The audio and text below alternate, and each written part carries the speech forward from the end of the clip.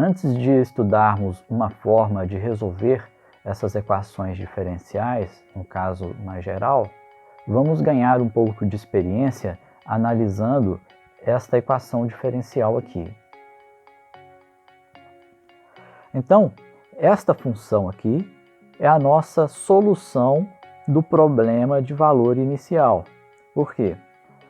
Porque esta função satisfaz tanto a equação diferencial quanto também as condições iniciais do nosso problema.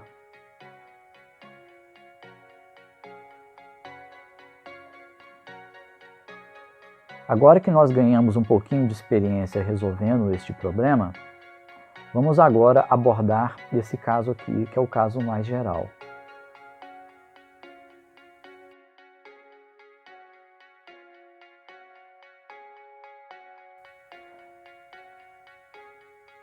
Aqui está a nossa equação diferencial de segunda ordem homogênea com coeficientes constantes. E comparando essa nossa equação diferencial com a equação diferencial mais geral, nós observamos o seguinte: como essa constante A é diferente de zero, então nós podemos dividir os dois lados da equação diferencial por esse coeficiente A, escrevendo então essa equação diferencial nessa forma aqui. Assim, comparando com a forma mais geral das equações diferenciais de segunda ordem lineares, nós temos que P é igual a B sobre A, nós temos que Q é igual a C sobre A, e temos que G é igual a zero. Como A, B e C são constantes, então nós temos que essas funções P, Q e G são funções contínuas para todos os reais.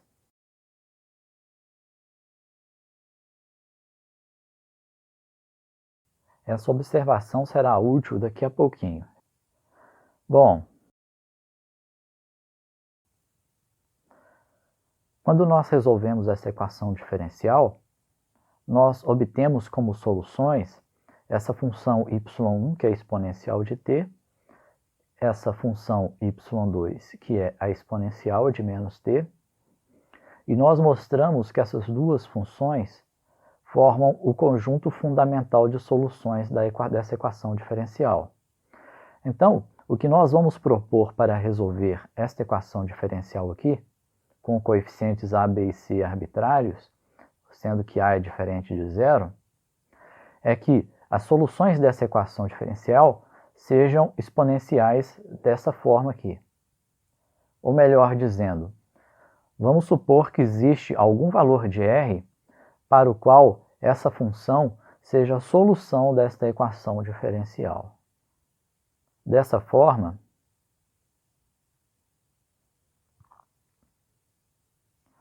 nós pegamos esta função, derivamos uma vez, usando a regra da cadeia, derivamos mais uma vez para obter essa expressão, e vamos fazer o seguinte: nós vamos pegar o y' e o y duas linhas, e vamos colocar nesta equação diferencial.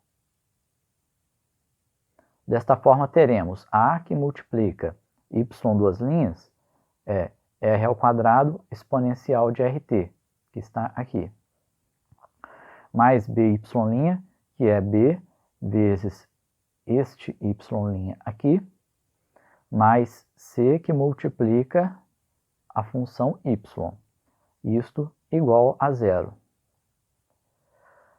Essa exponencial que aparece nos três termos, nós podemos colocar em evidência dessa forma. Então, teremos essa exponencial multiplicando esse termo que está entre, esse fator que está entre parênteses. Isso igual a zero. Um detalhe importante é que a exponencial de r vezes t é diferente de zero para quaisquer valores de r ou de t. Então, para esta igualdade ser satisfeita, o que precisa ser zero é este fator que está entre parênteses. Ou seja, nós temos esta equação de segundo grau em R para resolver, e esta equação de segundo grau em R é chamada de equação característica.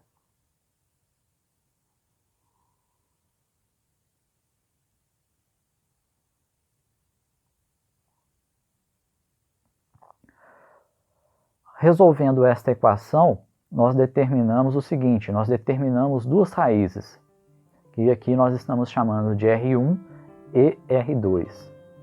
Isso aqui nós sabemos resolver. Nós sabemos então que R1 e R2 são dados por essa fórmula.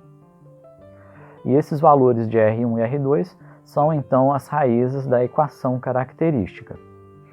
Então, quando estamos resolvendo esse tipo de equação diferencial aqui, com coeficientes constantes, nós encontramos uma de três possibilidades. O primeiro caso é quando o argumento dessa raiz quadrada é maior que zero. Neste caso, nós teremos duas raízes R1 e R2 reais e distintas. Uma segunda situação que nós encontraremos também é o caso em que o B2 menos 4AC é igual a zero. Então aqui, essa raiz quadrada vai dar zero e nós vamos ter R1 igual a R2, que são raízes reais e repetidas. E teremos ainda um terceiro caso, que é o caso em que B2 menos 4AC é menor que zero, e portanto essas raízes R1 e R2 vão ser raízes complexas. Nesta videoaula, nós abordaremos esse primeiro caso aqui. Futuramente, nós abordaremos o segundo e o terceiro casos. Então, para este caso, em que B2 menos 4AC é maior que zero, nós teremos duas raízes reais e distintas para a equação característica. Então, nós teremos aqui o R1 e o R2, R1 diferente de R2, e são raízes reais. Portanto, a nossa proposta de solução, que é essa função aqui,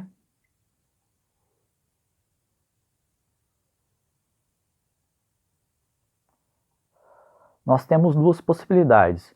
Uma possibilidade usando o valor R1 e a outra possibilidade usando a raiz R2.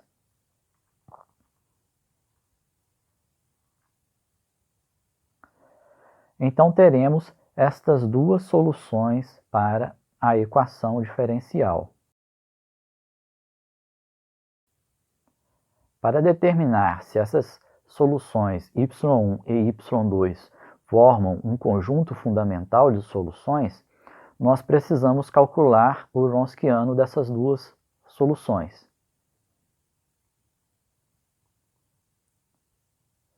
Então temos aqui o Wronskiano de y1 e y2, que é o determinante dessa matriz 2 por 2.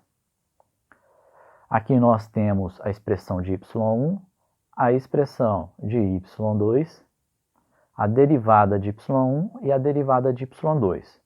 Então, calculando o determinante desta matriz, nós temos isto daqui.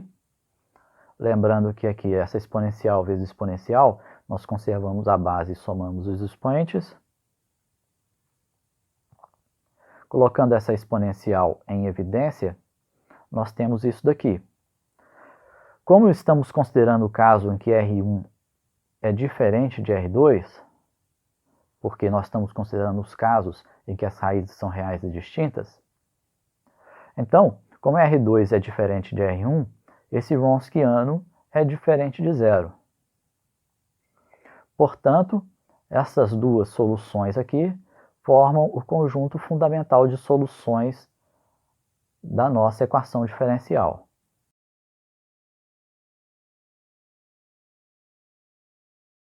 Além disso,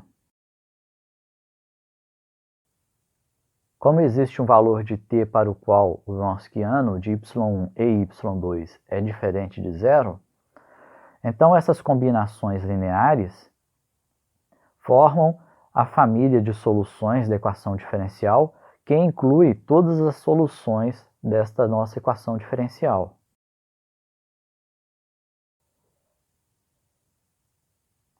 Muito bem.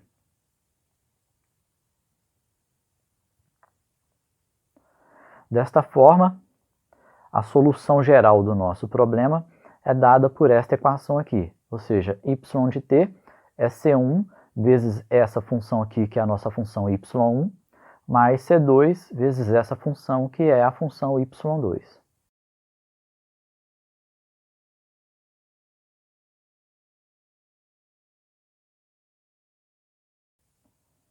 Muito bem.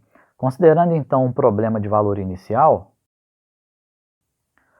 tá? Aqui nós temos a nossa equação diferencial, aqui nós temos as condições iniciais, dizendo que para um dado t0, o valor de y é y0 e o valor da derivada do y é igual a y0'.